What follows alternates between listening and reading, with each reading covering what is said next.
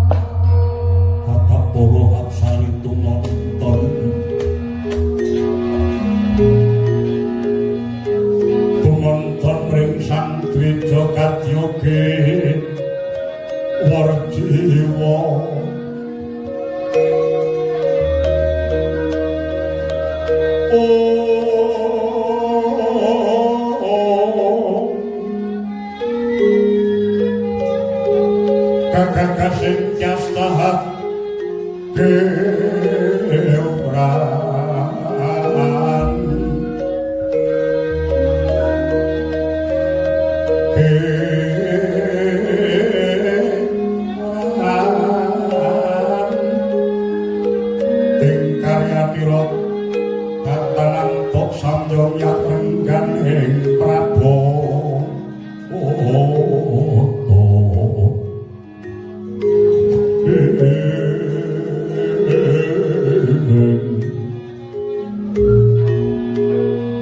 meningkat dekung lepir pangawining Wijo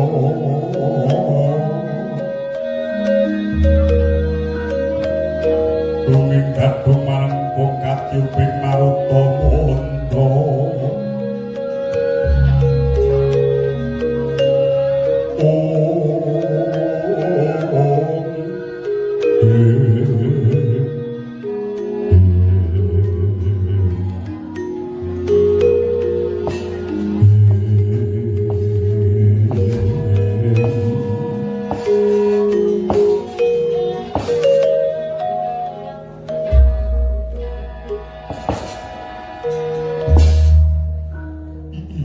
ilahing awit namastuna masidam Kakang Pukulun Bathara Surya miwah Kakang Pukulun Bathara Candra kula ngaturaken sembah pangabekti mugi kunjuk.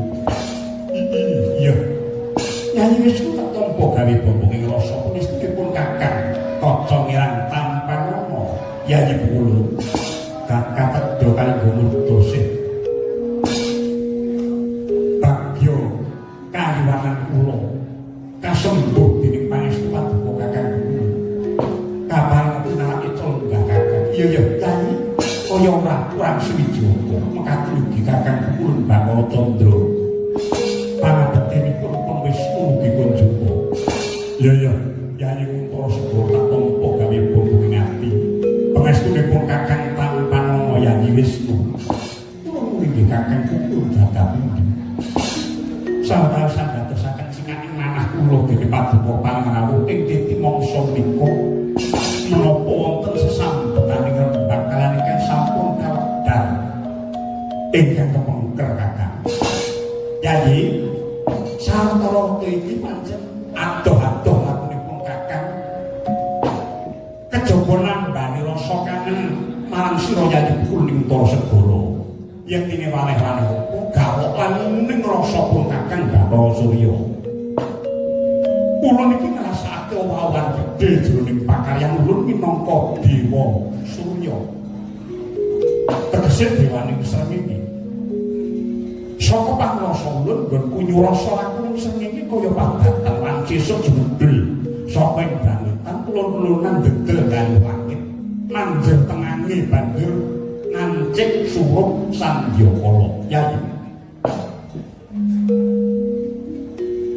nyatane nggonku nglakokake lakuning tata surya kang mengkono mau jebul ing Macapada isih akeh ingkang padha kepanasan malah kapok iki mangsa iki donya kaya ana owah-owahan gedhe tumrap swasana iki